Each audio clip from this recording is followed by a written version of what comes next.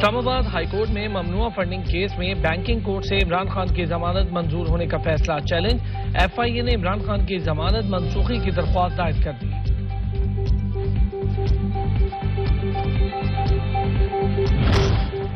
Lahore high court نے 1990 سے لے کر 2001 تک کا توشہ خانہ ریکارڈ پبلک کرنے کا حکم دے دیا۔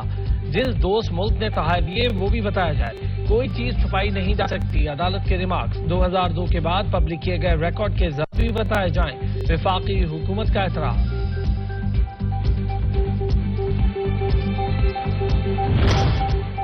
ملک کے طول و عرض میں زلزلے سے بڑا نقصان، کے پی کے میں 5 مرد 2 بچیوں سمیت 9 افراد جاں بحق، 47 زخمی، متعدد گھروں اور املاک کو نقصان۔ وفاقی دارالحکومت کی متعدد بلند و بالا رہائشی اور کمرشل عمارتوں میں دراڑیں پڑ گئیں، زلزلے کی شدت 6.8 تھی۔ پی ٹی آئی رہنما اسد عمر نے کہا، آج ملک کی ایک چھوٹی اقلیت کی نمائندگی کرنے والے پارلیمان میں ملک کی بھاری اکثریت کے بارے میں فتوے جاری کریں گے۔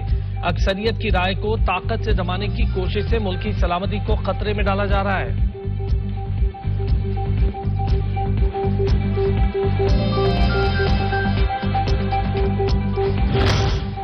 عمران خان کو دیوار کے ساتھ لگانے کی کوششیں کی جا رہی ہیں۔ سابق وزیر داخلہ شیخ رشید کا دعویٰ، لکھا یہ دیوار پی ڈی ایم پر ہی گرے گی۔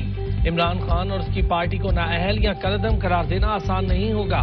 آج مشترکہ اجلاس میں حکومت اپنے سے بڑی قرارداد لائے گی تو حکومت مزید اضطراب، تشویش میں مبتلا ہو جائے گی۔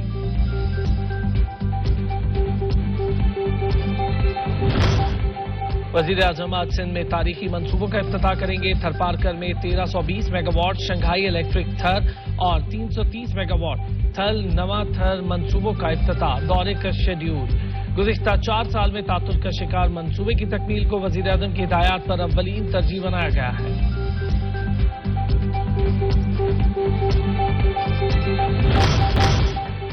خیبر پختونخوا کے اضلاع بنوں میں ایف آئی اے کی بڑی کارروائی، افغان شہریوں کو پاسپورٹ جاری کرنے والے سرغنہ گرفتار، ایک افغان شہری کو بھی گرفتار کر لیا گیا۔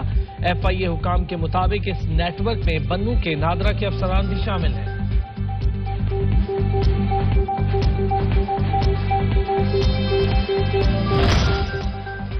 اور شہر قائد میں بادل برس پڑے، Shahrah Faisal, D H A Clifton, I I Chundrigar Road, Rashid Minhas Road, Jauhar, Gulistan Gulshan Iqbal سمیت دیگر علاقوں میں تیز بارش، موسم خوشگوار۔ موسم کا حال بتانے والوں نے مزید بارشوں کی پیشگوئی کر دی۔